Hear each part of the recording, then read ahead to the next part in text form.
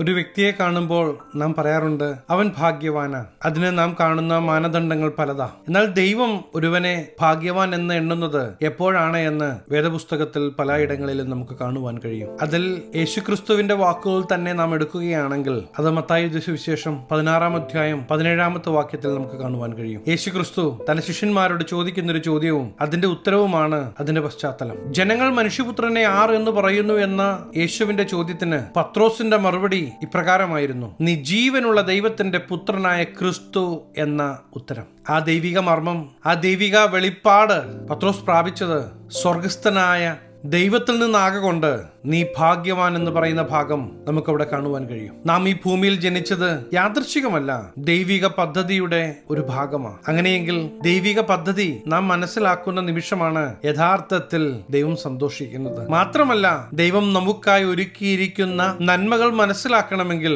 ദൈവത്തിന്റെ ഇഷ്ടം നാം മനസ്സിലാക്കിയേ മതിയാകൂ, ദൈവശബ്ദം നാം മനസ്സിലാക്കിയേ മതിയാകൂ. അങ്ങനെ ഭാരത്തോടെ പ്രയാസത്തോടെ അടുത്തു വരുന്ന നമ്മോട് സംസാരിക്കുന്ന, നമ്മെ ആശ്വസിപ്പിക്കുന്ന, ജീവിക്കുന്ന ദൈവത്തിന്റെ സാന്നിധ്യം ഓരോ നിമിഷവും നമുക്ക് അനുഭവിക്കുവാൻ കഴിയും. ദൈവത്തിന്റെ അടുക്കിലേക്ക് അടുത്തു വന്ന് ആ ദൈവിക പദ്ധതികൾ മനസ്സിലാക്കി ദൈവത്തോട് ചേർന്ന് നിന്ന് ജീവിതയാത്ര നയിക്കുമ്പോഴാണ് നമ്മുടെ ജീവിതയാത്രയിൽ ദൈവപ്രവൃത്തി നമുക്ക് കാണുവാൻ കഴിയുന്നത്. വിവിധങ്ങളായ വിഷയങ്ങൾ കടന്നു വന്നേക്കാം. എന്നാൽ അതിന്റെ എല്ലാം നടുവിലും അതിശയകരമായി നമ്മെ വഴി നടത്തുവാൻ കഴിയുന്ന ദൈവത്തിന്റെ പ്രവൃത്തി നമ്മുടെ ജീവിതത്തിൽ നാം അനുഭവിക്കണമെങ്കിൽ നമ്മോടുള്ള ദൈവത്തിന്റെ സ്നേഹത്തെ നാം മനസ്സിലാക്കേണ്ടത് ആവശ്യമാണ്. നമ്മോടുള്ള ദൈവിക കരുതൽ നാം മനസ്സിലാക്കേണ്ടത് ആവശ്യമാണ്. സങ്കീർത്തനക്കാരൻ ഇപ്രകാരമാണ് പറയുന്നത്, യഹോവ നല്ലവനെന്ന് രുചിച്ചറിവീൻ, അവനെ ശരണം പ്രാപിക്കുന്ന പുരുഷൻ ഭാഗ്യവാൻ. പ്രിയ ദൈവവേദലേ, ഈ ജീവിക്കുന്ന ദൈവത്തെ നിങ്ങളുടെ ജീവിതത്തിൽ ഒന്ന് രുചിച്ചറിയുവാൻ ഇന്ന് ഞാൻ നിങ്ങളെ ആഹ്വാനം ചെയ്യുകയാണ്. എല്ലാം തീർന്നു, ഇനി മുന്നോട്ട് പോകുവാൻ കഴിയുകയില്ല എന്ന് പറയാൻ വരട്ടെ. നിങ്ങൾ ജീവിക്കുന്ന യേശുവിൽ ശരണം പ്രാപിക്കുവാൻ തയ്യാറാണെങ്കിൽ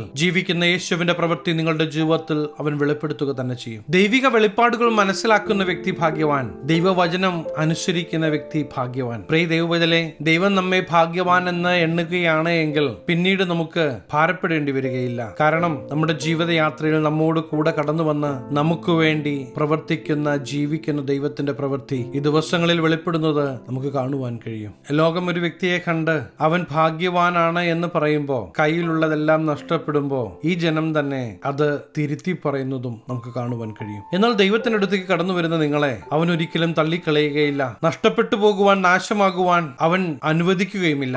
ആയതുകൊണ്ട് തന്നെ നിങ്ങളുടെ ജീവിതയാത്രയിൽ ആത്യന്തികമായ വിജയം നിങ്ങൾക്ക് കാണുവാൻ കഴിയും. എന്റെ ശബ്ദം കേൾക്കുന്ന നിങ്ങളെ ഭാഗ്യമുള്ളവനെന്ന്, ഭാഗ്യമുള്ളവളെന്ന് ദൈവം വിളിക്കുവാൻ ആഗ്രഹിക്കുകയാണ്. അതിന് നാം എന്താ ചെയ്യേണ്ടത്? നാം ചെയ്യേണ്ടത് യേശുവിന്റെ അടുക്കിലേക്ക് അടുത്തു വരണം. പരിപൂർണമായി നമ്മെ യേശുവിന്റെ കരത്തിലൊന്ന് കൊടുക്കുവാൻ തയ്യാറാകുന്നുവെങ്കിൽ, ദൈവവചനത്തിലൊന്ന് വിശ്വസിക്കുവാൻ തയ്യാറാകുന്നുവെങ്കിൽ തീർച്ചയായും ദൈവപ്രവൃത്തി നിങ്ങളുടെ ജീവിതത്തിൽ വെളിപ്പെടുന്നത് നിങ്ങൾക്ക് കാണുവാൻ കഴിയും. നമ്മുടെ പ്രവൃത്തി കൊണ്ട് നമുക്ക് നേടുവാൻ കഴിയാതിരുന്നതിനെ നേടിത്തന്ന ജീവിക്കുന്ന ദൈവത്തിന്റെ പ്രവൃത്തി നിങ്ങൾ അനുഭവിക്കണമെന്ന് പ്രിയ ദൈവവേദലേ, ദൈവം നിങ്ങളെ കുറിച്ച് ആഗ്രഹിക്കുന്നു. അകാരണമായി നിങ്ങളെ നോക്കി ശാപവാക്കുകൾ ഉച്ചരിക്കുന്നവർ ഒത്തിരി പേരുണ്ടാകാം. അവിടെയൊന്നും ഭാരപ്പെടാതെ ഈ ദൈവസന്നിധിയിലേക്ക് നിങ്ങൾ അടുത്തു വരുന്നെങ്കിൽ നിങ്ങളുടെ ശാപബന്ധനങ്ങളെ ദൈവം തകർത്തു മാറ്റും. പല കാര്യങ്ങൾ ചെയ്തിട്ടും പലയിടങ്ങളിൽ പോയിട്ടും ഒന്നും നിങ്ങൾക്ക് മുന്നേറുവാൻ കഴിയാത്ത അവസ്ഥയിലാണെങ്കിലും ഞാൻ ഇന്ന് നിങ്ങളെ യേശുവിന്റെ അരികിലേക്ക് ക്ഷണിക്കുകയാണ്. ഈ യേശു ക്രിസ്തു ഇന്നും ജീവിക്കുന്നത് കൊണ്ട് നിങ്ങളുടെ ആവശ്യങ്ങളുടെ നടുവിൽ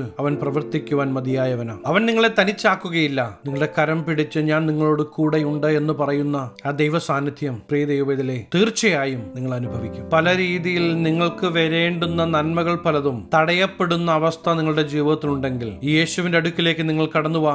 ദൈവത്തിന്റെ പ്രവൃത്തി തീർച്ചയായും നിങ്ങൾ അനുഭവിക്കുക തന്നെ ചെയ്യും. ദൈവം നിങ്ങളെ ഭാഗ്യവാൻ എന്ന് വിളിക്കുവാൻ ആഗ്രഹിക്കുകയാണ്.